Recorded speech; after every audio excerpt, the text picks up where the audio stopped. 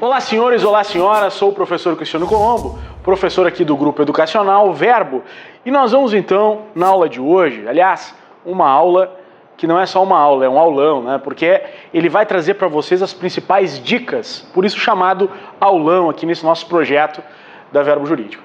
Então, neste aulão nós vamos trabalhar com vocês dicas para o exame de ordem, específicos para essa primeira fase. Então nós vamos começar falando um pouco aqui da matéria de tributário, direito tributário. E vamos começar com pontos bem importantes, né? Vamos começar falando um pouquinho aqui sobre o tributo. Veja, o tributo, ele tem quantas espécies, né? Aliás, a pergunta não é essa, a pergunta é, quantas são as 5 espécies tributárias? São 5, né? Quais são elas? Vamos lá então. Primeiro, impostos. O que há de peculiar nos impostos, né? Os impostos você paga e você não tem uma atividade estatal direta em relação a isto. Você não tem uma retribuição direta ao contribuinte. Então nós chamamos os impostos de não vinculados. Muito atentos a isso, né? Os impostos são não vinculados. Por quê? Porque na verdade a gente acaba pagando sem haver uma atividade estatal específica. Se você quiser, repare lá no artigo 16 do Código Tributário Nacional, em que você vai verificar como isto é presente, como está presente isso, então, né, conceitualmente nos impostos. Bem, lembrando um pouquinho para vocês aí de casa, né, em matéria de impostos. Impostos. Vamos falar agora de impostos regulatórios ou flexíveis. Olha lá, que são exceções ao princípio da legalidade. Olha ali. Exceções ao princípio da legalidade. II, IE, IOF e IPI. Por que eu estou trazendo isso para vocês? Essa dica é muito importante. Porque pode haver alteração de alíquota por decreto, né? Por decreto do chefe do Poder Executivo. Então, da União. Então vejam, esses impostos, que são impostos federais, podem ter as suas alíquotas modificadas pelo presidente da República. Então, muita atenção, II, IE, IOF e IPI. Muito cuidado com isso, exceções ao princípio da legalidade. Além disso, senhores, outro ponto importante, vejam, esses são chamados de impostos regulatórios e flexíveis. Por quê? Porque eles estão diretamente vinculados à questão da economia, ao cuidado, e há que se ter aí uma agilidade, né? O governo tem que ser ágil muitas vezes. Se daqui a pouco lá precisa de dinheiro no mercado, ele vai diminuir o IOF. Se ele precisa aumentar a produção, vai diminuir o IPI. Se ele precisa, por exemplo, controlar um produto que está entrando, vai mexer no IE e no IE, né? Imposto de importação, imposto de exportação. Então, muita atenção quanto a isso. Além disso, outra dica importante que cai em prova, então guardou isso, né? II, IE, IOF, IPI, anota aí então, guarda contigo. Estes 4, eles podem ter as suas alíquotas alteradas por ato do Poder Executivo. Como são impostos federais, as suas alíquotas alteradas por decreto pelo Presidente da República. Guarda isso. Guarda também agora o que eu vou te falar. Esses impostos aqui, eles também têm outras características, quais sejam o II, o IE e o IOF, ou seja, o imposto de importação, imposto de exportação e o imposto sobre operações financeiras, este que vai incidir sobre empréstimos, sobre seguros, sobre valores mobiliários, sobre operações financeiras, tudo isso, né? Eles não respeitam o princípio da anterioridade e também não respeitam o princípio da anterioridade dos 90 dias. Então vejam, isso é muito importante. Então esses caras aqui, esses IS, importação, exportação e IOF, eles podem ser alterados ou majorados e imediatamente esta alíquota passa a ser devida. Vejam, então eles não respeitam o princípio da anterioridade e não respeitam o princípio da anterioridade dos 90 dias. Vejam, falei primeiramente de 4, II, IE, IOF e IPI. O que você tem que guardar? Que esses 4, a alíquota pode ser movimentada, alterada por decreto. Agora falo só de 3, II, IE e IOF. O que acontece com esses? Olha só, pode ser alterado e imediatamente cobrado, porque eles não respeitam nem o princípio da anterioridade e não precisam respeitar também o da anterioridade dos 90 dias. E o IPI, professor? O IPI tem que respeitar somente 90 dias. Anota isso, que isso é importante, né? O IPI, portanto, ele só respeita o princípio da anterioridade dos 90 dias. Guarda isso, isso é importante. Além disso, em matéria de impostos, lembre, o imposto pode ser progressivo. Lembre, imposto de renda é progressivo, ITR é progressivo, o ITCMD pode ser progressivo. Houve uma repercussão geral que disse que ele pode ser progressivo. Então vejam, situações em que há progressividade. Progressividade. O que é a progressividade? A alíquota vai aumentando na medida em que vai variando ali a base de cálculo. Então vai aumentando, aumentando. Bom, isso é aí o caso, né? Não há uma alíquota fixa, por exemplo, 4%. Não, vai aumentando, ele pode aumentar. No ITR vai aumentar, por exemplo, se não houver a devida função social. O IPTU também pode ser progressivo, senhores. Guarde isso também, fiscalmente e extrafiscalmente. Então, para a prova em matéria de IS, que são os impostos, você deve guardar também que são progressivos, exemplos de progressividade. IR é progressivo, como eu falei, ITR é progressivo, como eu acabei de fazer referência. O ITCMD pode ser progressivo. Então, muito cuidado. O IPTU pode ser progressivo. Muito cuidado com isso, senhores, certo? Bom, agora então vamos passar a analisar um pouquinho das demais espécies, né? Vamos aqui apostar nas espécies tributárias e falar um pouquinho para você sobre taxa, né? A taxa ela é vinculada. Quando a gente fala em taxa, vinculada. Por quê? Quando se paga taxa, vinculada.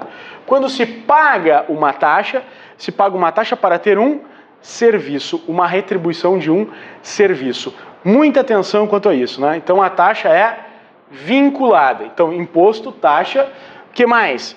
Contribuição de melhoria.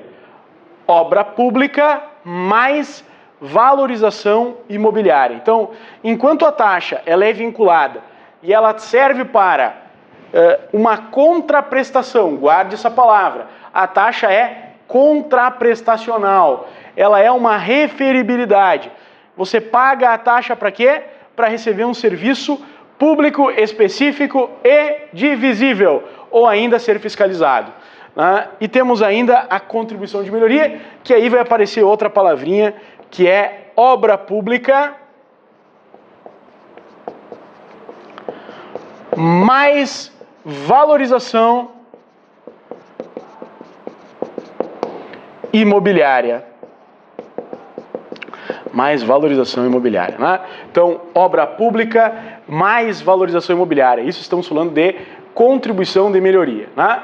Guarde aqui também, que é algo muito importante, a contribuição de melhoria, ela não pode ser cobrada de todos em valor maior que a obra. E também deverá ser obedecido o limite individual. O que significa dizer isso? Que cada contribuinte, por exemplo, em razão da obra pública, vai ter uma valorização em seu imóvel. Logo, claro, este valor da contribuição de melhoria não pode ser o mesmo para quem está muito próximo, por exemplo, da praça, que acaba de ser construída, para aqueles que estão a algumas quadras dessa praça. Ou seja, o imóvel que está diante da praça, em frente da praça, terá uma valorização muito maior do que um imóvel que está afastado, né, da praça. Então vejam, nós temos aqui imposto, taxa, contribuição de melhoria. O que mais que nós temos aqui também que é importante? Os empréstimos compulsórios, que aliás é uma espécie tributária aqui fundamental, né? E aliás eu tenho dito para os meus alunos, né? Há uma equação, empréstimo compulsório é igual à União Federal mais lei complementar. Até fazer um L bem bonito aqui, ó, lei complementar. Guarda isso então, empréstimo compulsório é igual a União Federal, pois somente a União Federal é que pode criar mediante LC. O professor vai fazer de novo aqui o LC, porque o professor não gostou, tem que ficar bem bonito na hora da prova. LC, lei complementar. Quero dizer uma coisa para vocês. Eu já disse em aulão várias vezes, União Federal mais lei complementar. E, gente, caiu na prova. Um dia o pessoal da Verbo aqui me chamou e disse assim, Cristiano, tu tem 1 minuto para dar uma dica para os alunos. Eu sentei e falei para eles, deixa eu pensar o que eu vou dizer. Já sei. Eu vou dizer, empréstimo compulsório é igual a União Federal mais lei complementar. Batata, caiu na prova. E vem se repetindo isso sistematicamente. Lá pelas tantas vem uma questão sobre o empréstimo compulsório. O que eles tentam fazer com vocês? Eles tentam, por exemplo, dizer assim, olha, todos os entes da federação podem instituir o empréstimo compulsório. Não, somente a União Federal. Ou ainda, por lei ordinária se instituiu, ou por medida provisória? Não, somente por lei complementar. Guarda isso, isso é muito importante. Então nós apontamos impostos, taxas, contribuições de melhorias e empréstimos compulsórios. Vamos para a última aqui, a última espécie, contribuições especiais.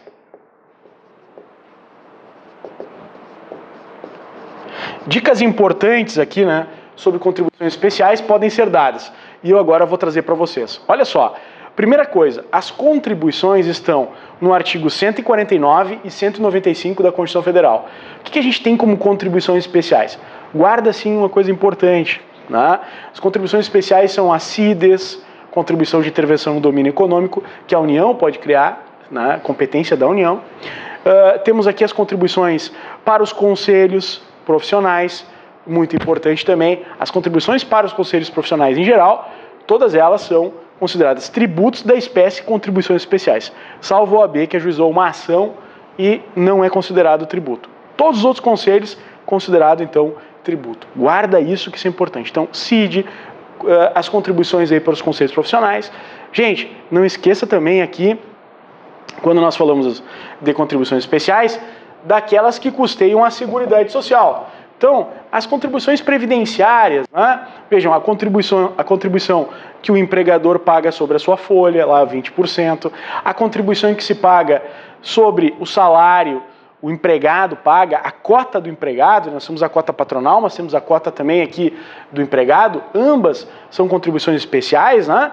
Nós temos também aquela contribuição para o concurso de prognósticos, exatamente o TURF, a Mega Sena, a loteria esportiva, que vai pagar também, né? Nós temos ainda, além disso, a contribuição paga pela importação de bens, quando é importado um bem também vai se pagar uma contribuição especial, né? Então isso tudo faz parte, a contribuição sobre o lucro, CSLL, né? Também aqui vai ser fundamental, PIS e COFINS, todas essas, então, contribuições especiais. Agora, uma coisa para você guardar aí em matéria de competência tributária.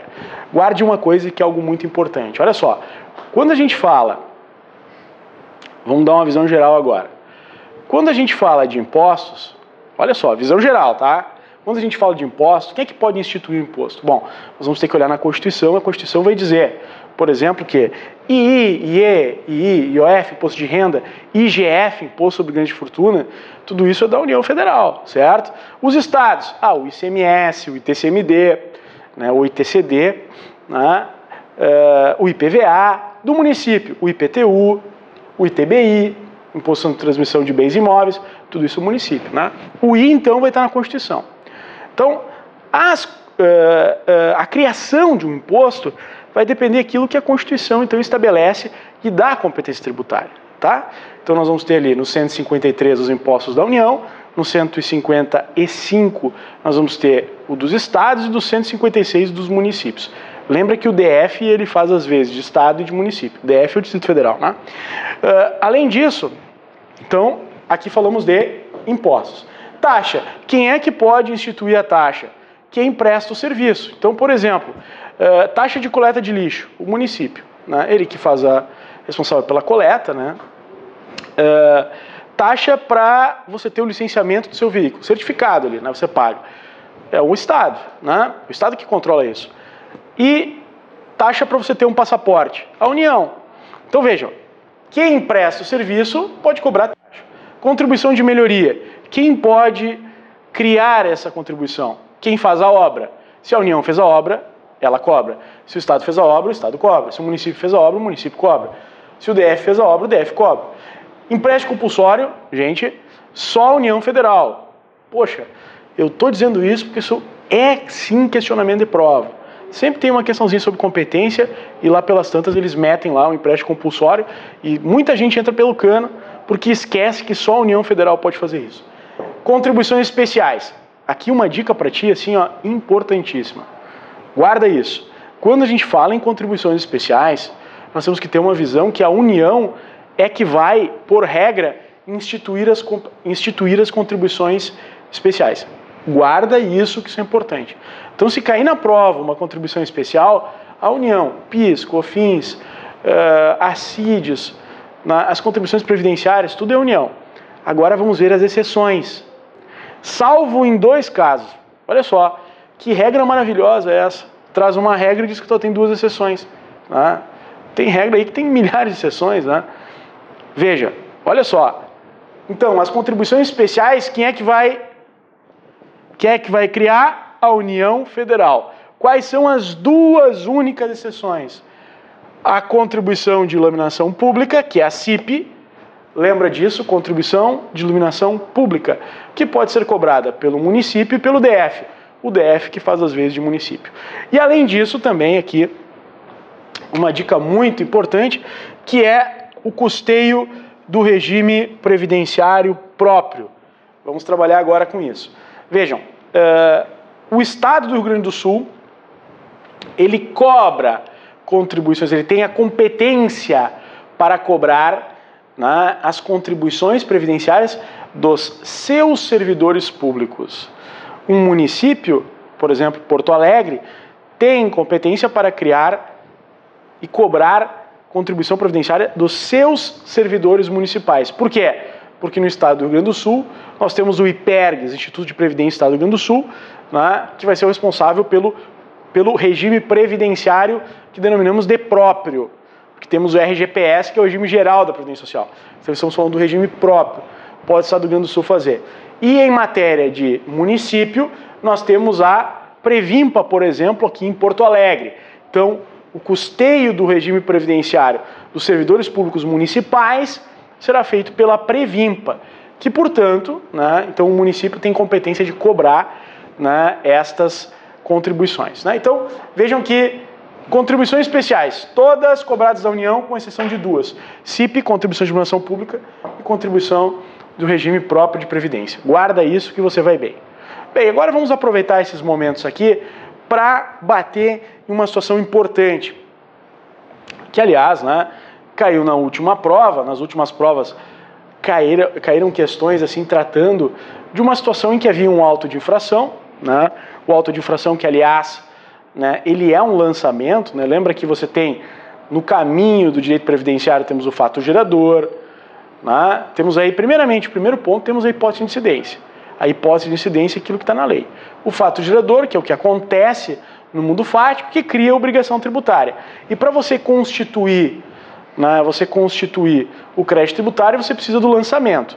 Então, o que é o auto de infração? O auto de infração, ele é um lançamento. Bom, esse lançamento, uma vez feito, ele só pode ser extinto, suspenso ou excluído. Então nós temos causas de extinção, cujo exemplo maior aí é o pagamento. Nós temos causas de suspensão, o parcelamento é um deles, né? Parcelamento, medidas liminares, ações, enfim, tudo isso fica no âmbito depósito integral do valor para você discutir, então tudo isso fica no âmbito da suspensão. E temos ainda as causas de exclusão, que só são 2, né? A anistia e a isenção. Então vejam como, na verdade, a gente tem aqui, né, pontos importantes a tratar. Na prova da ordem, que é uma questão que diz o seguinte, que lá pelas tantas houve um auto de infração e o contribuinte foi até a fazenda e parcelou. Né? O que aconteceu na prática? Suspendeu a exigibilidade do crédito tributário. Então, matéria de suspensão do crédito tributário, guarde isso, né? Muito importante a suspensão. Você vai, por exemplo, utilizar a suspensão em um parcelamento, se você ajuiza uma ação para discutir se você deve ou não um tributo e deposita a integralidade dele, então você também tem uma hipótese de suspensão. Se você tem uma liminar em mandado de segurança, se você tem uma liminar em ação ordinária, seja qual venha a ser uma tutela antecipada, isso também é uma hipótese que vai suspender o crédito tributário. Temos aí a moratória. A moratória também é uma causa de suspensão do crédito tributário. Vejam, situações aqui que vão ser encaradas como suspensão. O que é a suspensão? A suspensão simplesmente suspende, como o próprio nome diz, o tributo ainda é devido, mas está suspensa a exigibilidade do crédito até, ou que no parcelamento se pague tudo, na decisão judicial que se chegue ao final lá e se diga se deve ou não o tributo, a decisão judicial aí precária, que é uma liminar, enfim, isso vai também suspender. Bom, vamos agora falar de extinção. Extinção é pagamento, que é a forma mais comum, dação em pagamento de bens imóveis, aliás, isso cai muito em prova, O pessoal é muito questionado aí sobre o fato de dação em pagamento se é possível no direito tributário. Só que é possível somente de bens imóveis. Guarde isso, Temos aí a prescrição, a decadência, uma série de situações que se enquadram como causa de extinção, que você pode, aí na sua casa, dar uma revisada no artigo 156 do Código Tributário Nacional, que vai trazer então as hipóteses de suspensão. E em matéria de exclusão, nós temos a isenção e a anistia. Olha só, pessoal de casa não esquecer, tá sabendo, Isenção, ela é legal, ela é instituída por lei, ok? Enquanto que a imunidade é diferente.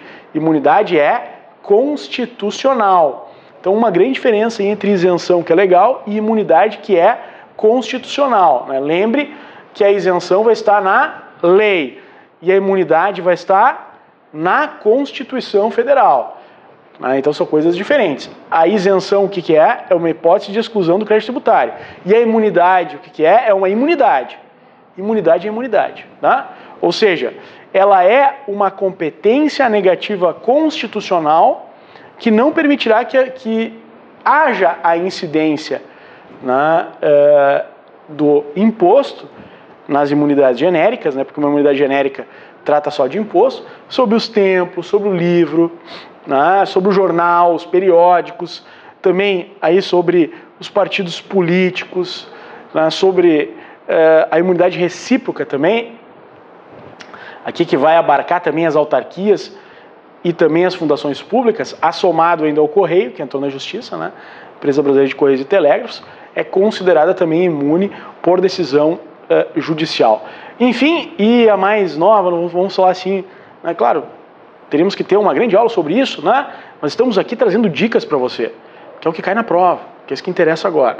Mas interessa para você agora saber também o seguinte, que a imunidade dos videofonogramas e dos fonogramas, videofonogramas e fonogramas, também foi estendido agora, enfim, para beneficiar as músicas feitas pelos brasileiros, Então, também temos aí uma nova espécie de imunidade de videogramas e fonogramas. Senhores, queria dizer para vocês, encerrando esse momento, agradecer efetivamente aí a assistência que vocês estão nos prestigiando aí e dizer a todos que tenham calma, fiquem tranquilos ao fazer a prova. Gostaria de dizer para você uma coisa, se você está nervoso em razão da prova, eu quero lhe dizer uma coisa, você é uma pessoa normal. Se você não tivesse nervoso, eu ficaria preocupado com você. Então, o nervosismo, aquele nervosismo leve, ou aquele nervosismo gradual, ele faz parte do ser humano. Então, não fique nervoso porque você está nervoso, isso vai piorar. Então, o nervosismo faz parte, Você vai sim levar, isso faz parte da natureza humana, A natureza humana está se preparando para um desafio e ela se comporta através do nervosismo. Nós temos que ir lá e segurar esse nervosismo e resolver. Quero dizer mais uma coisa para você também. Na hora de fazer a prova, o ideal em qualquer prova que você vai fazer, você está fazendo aí a primeira fase agora, daqui a pouco vai estar fazendo a segunda aqui com a gente, vai estudar com a gente. Quero dizer uma coisa para você. Quando você for fazer uma prova, você tem que fazer um gol no início da prova. É assim que a gente ganha, vou lá e vou fazer aquele gol. Então o que eu quero dizer para você? Pega a sua prova, pegou a prova da ordem, abre a prova, procura, olha a prova, vai naquela matéria que tu gosta mais, que tu tem mais domínio e faz uns gols lá. Você vai ficar tranquilo e depois volta e faz a prova com tranquilidade, ver o que tu quer fazer, se vai começar do início para o fim e tal. Mas é importante já no início fazer alguns gols, para você ganhar confiança e resolver. Gente, muito obrigado, a gente se vê, sucesso na prova da ordem e na segunda fase a gente está aqui esperando vocês para auxiliá-los aí também a vencer e ter o sucesso na carreira na advocacia. Muito obrigado, até mais, fiquem com Deus, nos vemos. Valeu!